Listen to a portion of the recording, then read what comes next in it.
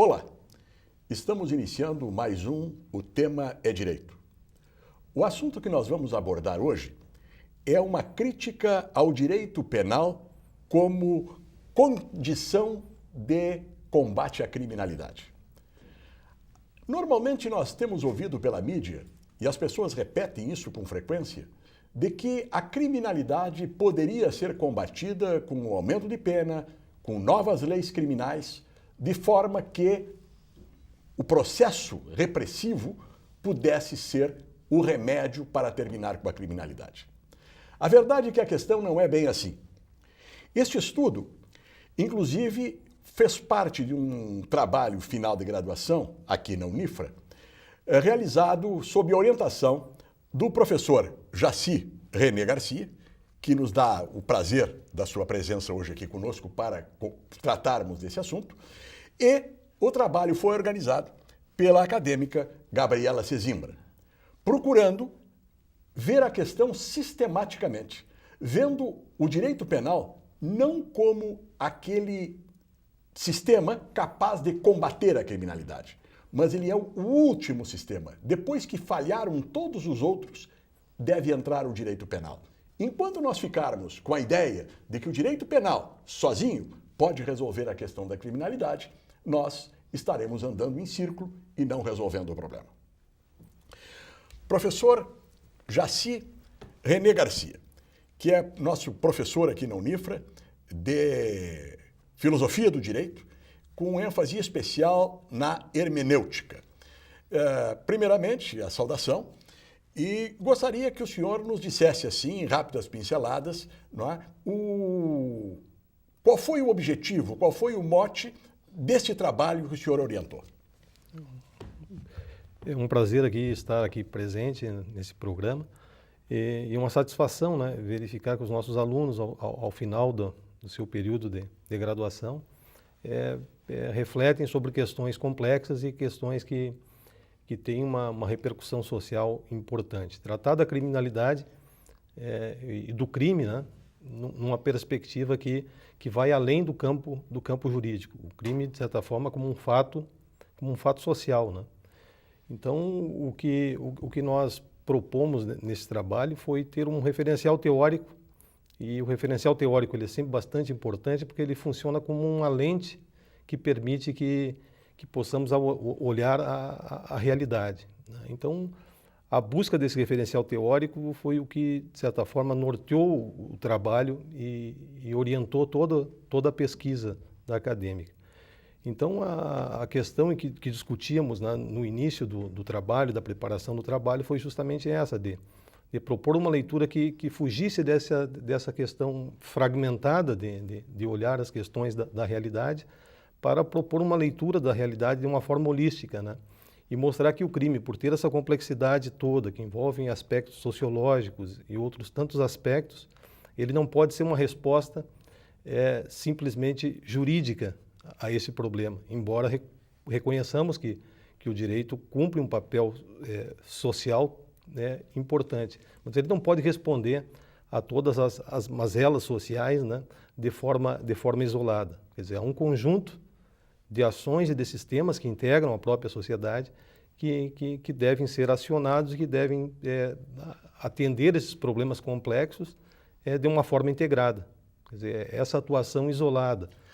Nos dê um exemplo, professor, de outros sistemas que precisam ser trabalhados para que o crime possa ser combatido.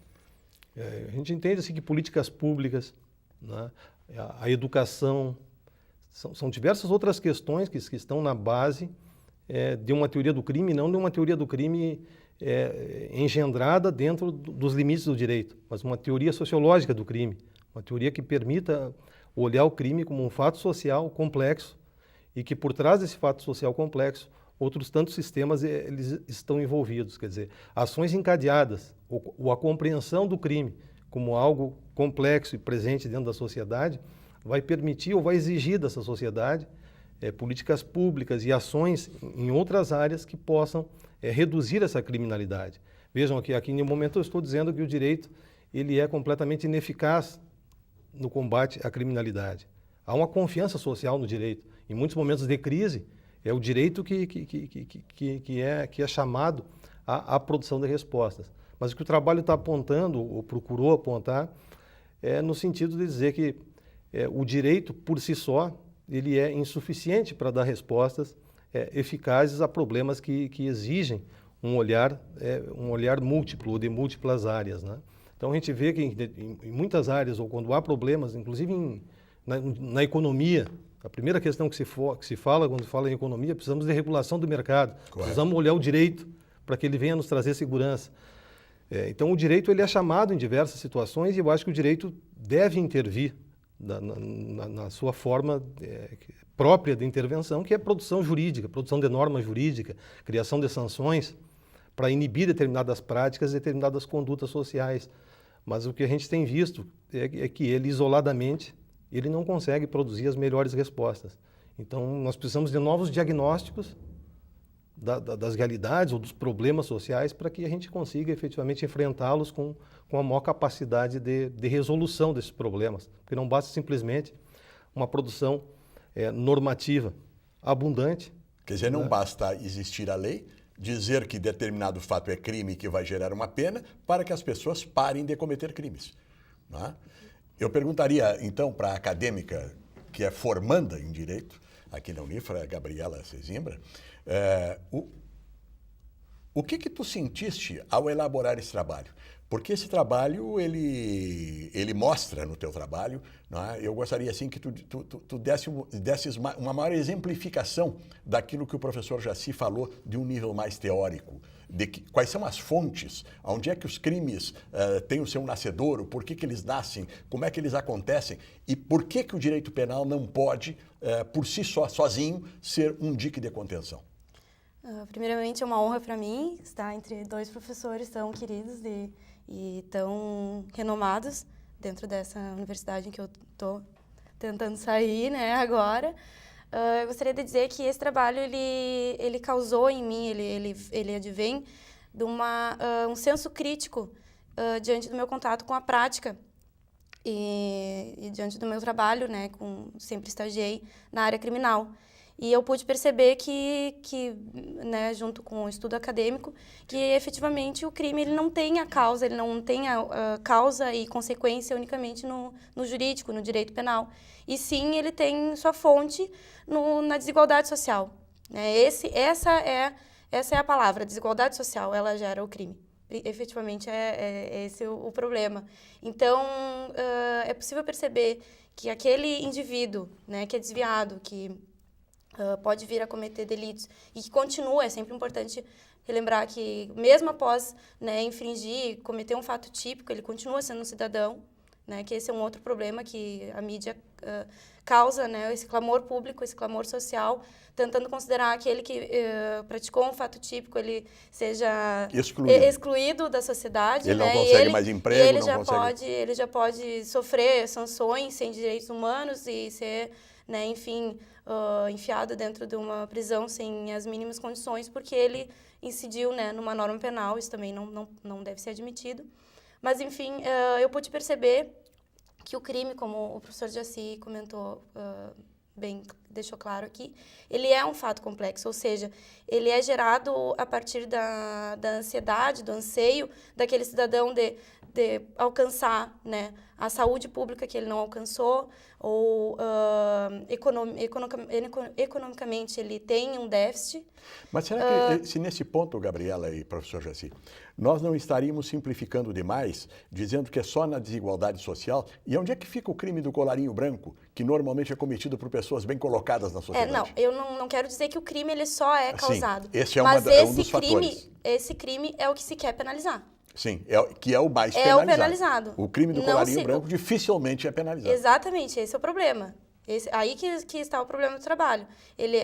O que se quer é a deslegitimação do sistema penal pela desigualdade. Não estou dizendo que só o pobre comete crimes, mas é só ele que é criminalizado. Por quê? Porque ele é a parte fraca do sistema. Entendeu? Então, o Estado, ele exige o clamor público, social, o que ele quer? Ele quer uma resposta estatal. Ele exige essa resposta estatal pela insegurança que a mídia coloca dentro do sentimento dessa sociedade.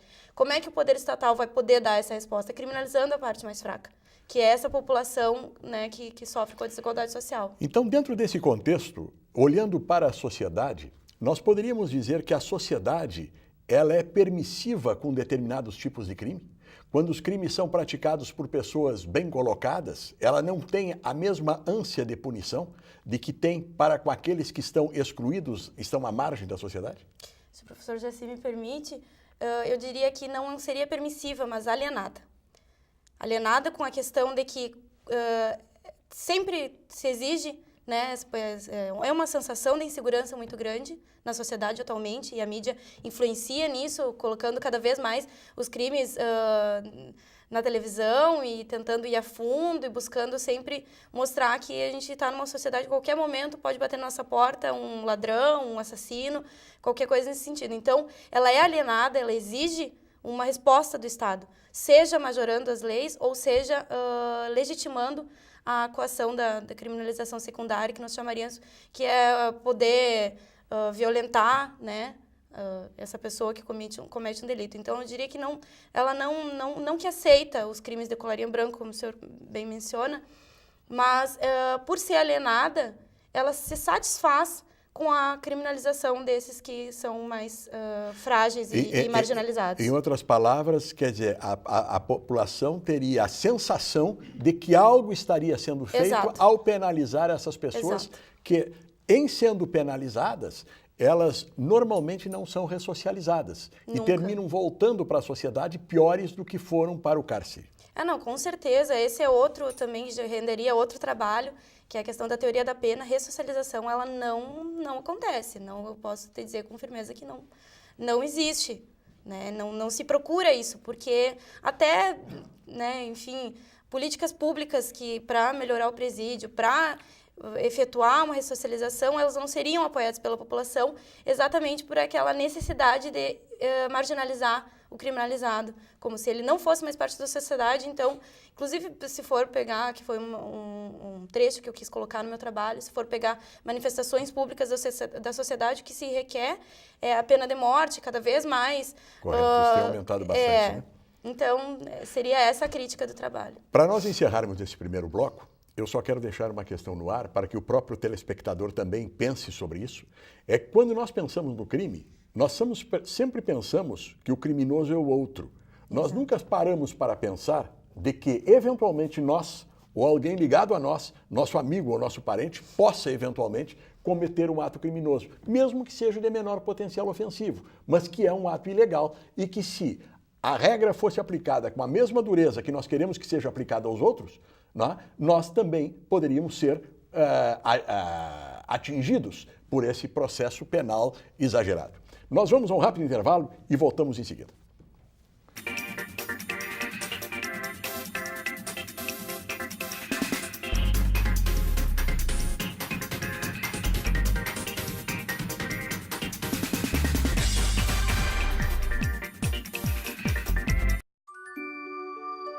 Existe um lugar onde eu me sinto muito feliz, porque eu brinco, dou risada, aprendo coisas novas e tenho um monte de amiguinhos. Alguns contos de fadas são reais e precisam de você para traçar um final feliz. Entre em contato conosco e saiba como ajudar.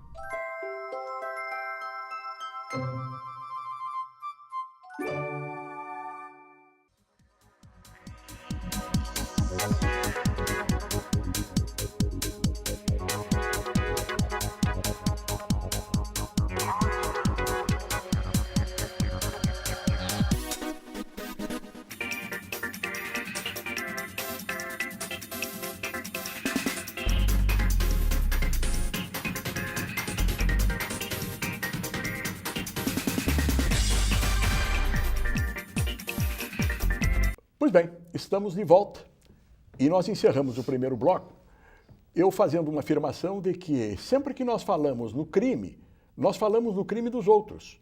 Nós nunca pensamos nos crimes dos nossos. Ou seja, eu, particularmente, posso cometer crimes. Os meus parentes podem cometer crimes. Os meus amigos podem cometer crimes. E normalmente quando eventualmente há, por exemplo, uma blitz no trânsito, né? A primeira reação do motorista é dizer assim, tia, com tanto crime no mundo, tu vem logo me atacar, como se eu estivesse acima do bem e do mal. Né? Se eu me embriago e dirijo, né, eu não estou cometendo crime, porque afinal de contas eu estou sabendo o que eu estou fazendo. Mas se o meu vizinho fizer isto, eu vou dizer, mas é uma barbaridade. Então, professor Jaci, eu gostaria que o senhor desse uma abordagem meio filosófica não, filosófica, sobre esta questão do, normalmente, a pessoa olhar como um terceiro fora do processo a existência do crime. Eu acho assim que nós temos uma crise instaurada, né, que é uma crise ética também dentro do... É uma crise de que nós entendemos que devemos, ou os outros devem respeitar uma instância, um dever, ou diversos deveres, mas nós nos excluímos desse processo. E aí há algo assim, há um distanciamento e há muitos estudos e muitas críticas àquela teoria forte da ética da modernidade, onde havia uma ética em que o sujeito, havia uma exigência muito grande da atuação do sujeito. Quer dizer, eu me colocava como juiz da minha própria ação.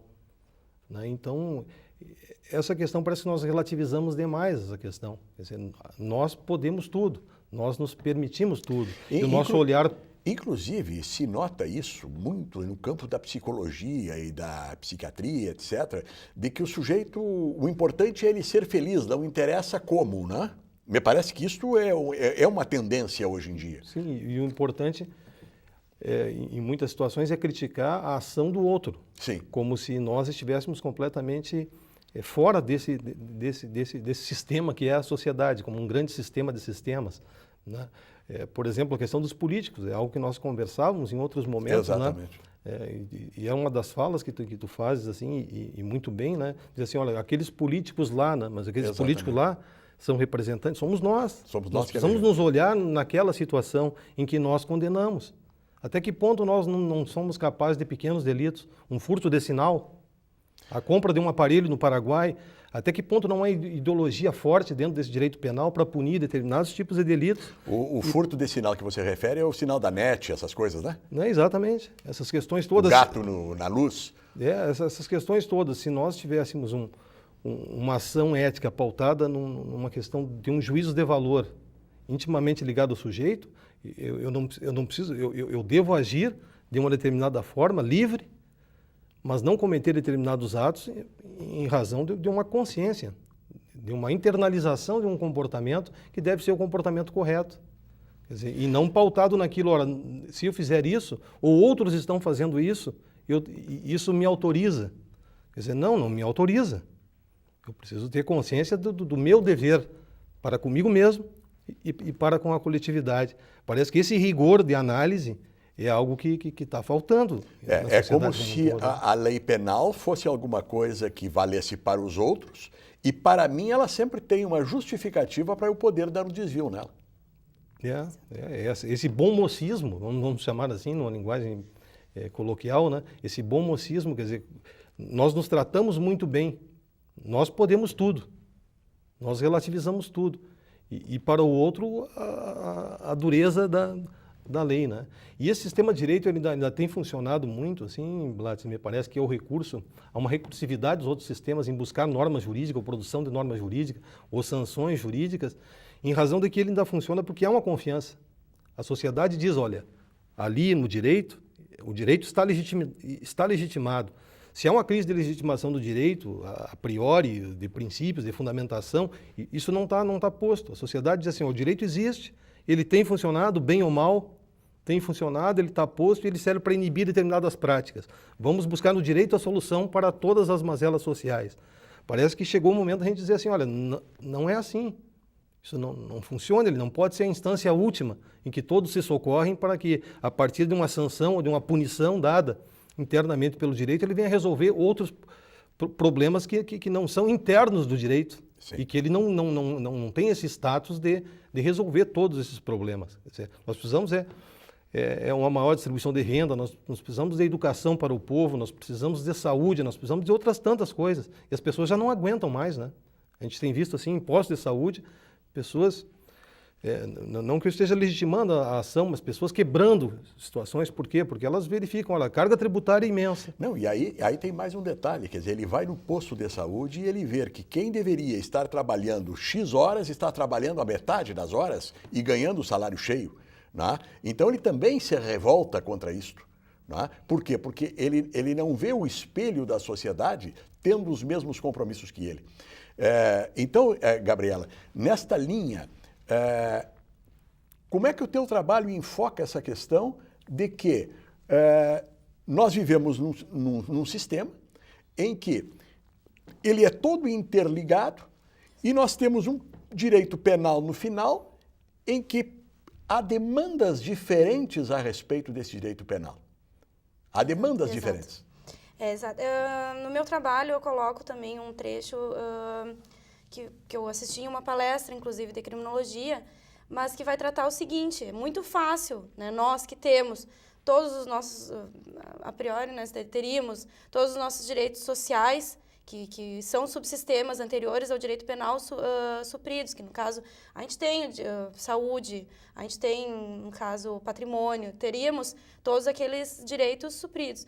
Agora, a partir do momento que tu visualiza um marginalizado, aquele com menos condições, que vai ser aquele penalizado, efetivamente, é possível perceber que o Estado ele não dá a contraprestação, ou seja, ele presta, né, a criminalização, ele vai em busca de penalizar aquele que cometeu, por exemplo, um crime contra o patrimônio, mas que noção de patrimônio vai ter esse cidadão que, por exemplo, cometeu um pequeno furto ou até um furto qualificado, que basta ele, né, se nós dois, eu e o Blatz aqui, cometemos um furto, já é qualificado, entende? De 2 a 8 anos a pena desse furto.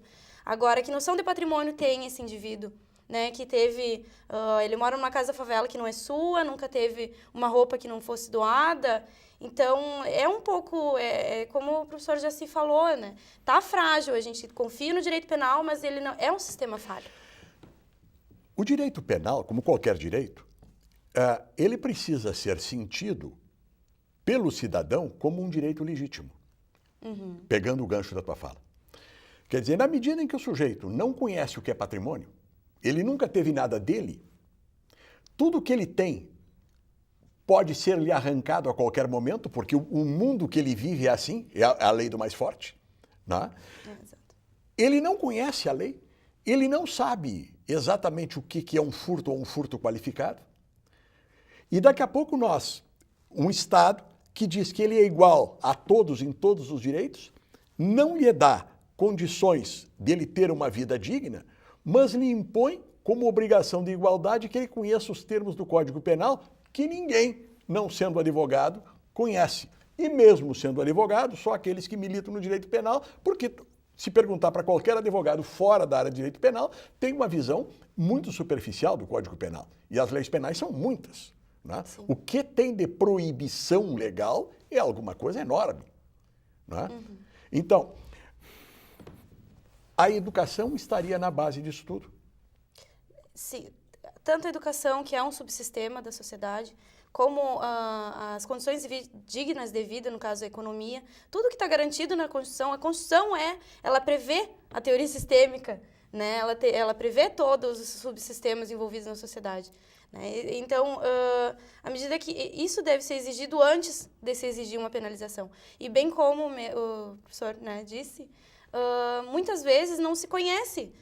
Aquele que pratica o delito não vai saber se aquele delito, se o furto é qualificado ou não.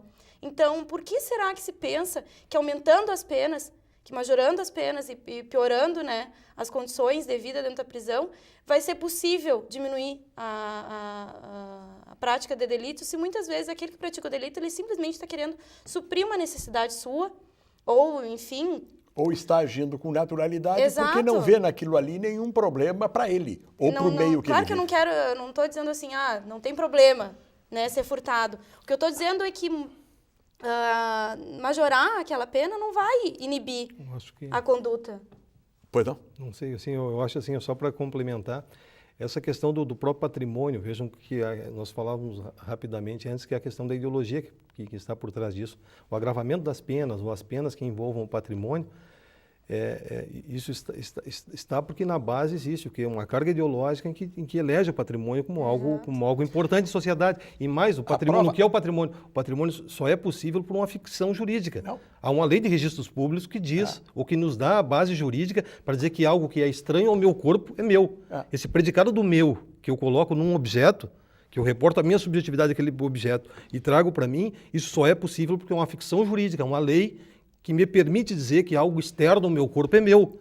Então, vejo, até filosoficamente a gente diz assim, olha, isso filosoficamente é problemático, falar de propriedade. Exatamente. O direito já trouxe isso, já uma realidade posta pela ficção, que é a norma jurídica. Ela criou essa realidade. Mas veja o absurdo, né? Se eu der uma bofetada em alguém,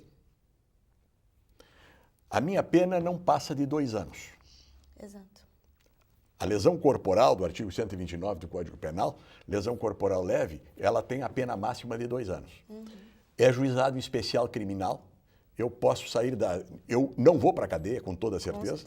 Eu vou pagar uma cesta básica e vou estar livre. Então eu posso dar uma bofetada em alguém. Mas se eu resolver, digamos, furtar uma jaqueta de alguém, a minha pena mínima será de 2 anos. É 1 ano, né? O furto simples é de 1 a 4. Né? Mas o furto simples, ele já tem uma pena máxima de 4 anos. Mas se eu fizer esse furto, acompanhado de uma segunda pessoa, ele já se torna furto qualificado e vai de 2 a 8. Se eu fizer esse furto durante o horário noturno, ele já também se torna qualificado, etc. Então, nós privilegiamos o patrimônio em relação ao ser humano no próprio Código Penal. Mas uma questão que eu queria trazer para o debate é a seguinte: até que ponto o exemplo da elite criminosa contamina o crime de maneira geral? Ou seja, o agente corrupto que desvia milhões da saúde pública, morrem 20, 30, 40, 100, 200, 300 pessoas num verdadeiro homicídio por falta de medicamento, por falta de verbas, né? E a sociedade vê esse caso, provavelmente ele não será punido. E o sujeito, o outro, né, numa briga, por um copo de cachaça, mata o outro, vai pegar um homicídio qualificado com pena de 12 anos. Até que ponto essa criminalidade da elite, este furto, por exemplo, um furto uma fraude numa licitação, uma licitação só, vale mais do que todos os furtos, pequenos furtos somados no país. E esse grande corruptor, fraudador, provavelmente não seja punido. Como é que você... Aí fica a pergunta no ar, né? Como é que vocês trabalham sobre isso? É complicado, professor Blades, porque, na verdade, é como eu tinha referido, eu vejo dessa forma. A problematização está em cima do clamor social. Porque eu acredito que a sociedade também já esteja cansada e com pouca esperança em querer punir aquele que é forte, que é aquele que está lá em cima da cadeia, que de repente amigo do juiz, é amigo do promotor, é amigo do advogado. Será que a sociedade está cansada? Porque o Aparício Torelli, o barão do Itararé, tinha uma frase que dizia o seguinte: corrupção é um negócio para o qual eu não fui convidado. As pessoas são revoltadas com a corrupção porque são contra a corrupção ou por inveja? Não acredito que seja inveja, mas é porque porque normalmente é o seguinte, a corrupção está acontecendo. E muitas pessoas que bradam contra a corrupção, elas não se pejam de ir lá no poder público ou em qualquer lugar pedir um favorzinho, porque ele acha que isso não é corrupção. Claro. Não, mas aí que está, Blas, aquilo que eu reportava antes, talvez de fundo, a gente tenha que fazer uma discussão sobre esse dever ético. Sim. Até que ponto as nossas ações são pautadas por um critério ético, até que ponto eu sigo um padrão ético, né? Ou nós estamos efetivamente relativizando tudo. Eu acho que essa percepção sistêmica, eu acho que a grande contribuição que ela pode dar é alargar esse horizonte. É permitir que tu faças esse tipo de reflexão e que a gente venha dizer assim, o que nós devemos efetivamente normatizar em termos de direito penal. Até uma reforma futura do próprio direito penal. Agora estão tentando reformar o Código Penal, vão colocar coisas dentro, que é um absurdo. Tá uma confusão essa reforma do Código Penal, não se sabe o Frankenstein que vai nascer aí. Né? Mas continue, professor. Não, eu digo, nessa linha, nessa direção, é que a gente entende que um olhar da teoria à situação prática, ela pode revolucionar nesse sentido, é que a gente tem uma condição de crítica das realidades, tais quais elas estão postas, e que se possa, a partir dessas críticas, ser propositivo, né? Ter novos, ter prognósticos, né? que venham realmente minimizar algumas situações, ou até mesmo dizer, como era o objeto do trabalho da Gabriela, de vir a dizer, olha, tal situação ou em tal situação não serve. A resposta do direito penal para essa situação, ela não se presta, ela é desastrosa, ou ela não vai trazer nenhum benefício, nenhuma efetividade. Como é que isso é possível? A partir dessa lente, que é o que nós utilizamos para abordar a casuística, né, os casos concretos, que é a teoria sistêmica, né? Parece que ela nos permite essa crítica e novas perspectivas. Bom, daí a importância de programas como este, em que nos permite levar para a pessoa leiga aquilo que está sendo discutido na academia e que nos proporciona refletir e não aceitar aquelas verdades que muitas vezes são ditas com ares de autoridade pela mídia tradicional, que as pessoas aceitam aquilo sem fazer a devida filtragem crítica. O nosso tempo está esgotando. Eu quero agradecer ao professor Jaci René Garcia, que é o orientador do trabalho final de graduação da Gabriela Sesimbra, que é uma crítica ao direito penal como controle de criminalidade. Nós agradecemos a você que também esteve nos assistindo. Este programa será reprisado à noite, exatamente às 0h30, e você poderá também assisti-lo a qualquer momento na internet. Basta acessar o site da Unifra, acessar TV Unifra, o tema é direito, e você poderá ver na íntegra este programa veiculado pela internet. Nós agradecemos pela audiência e voltaremos na próxima terça-feira, neste mesmo horário. Muito obrigado e um bom resto de semana para todos.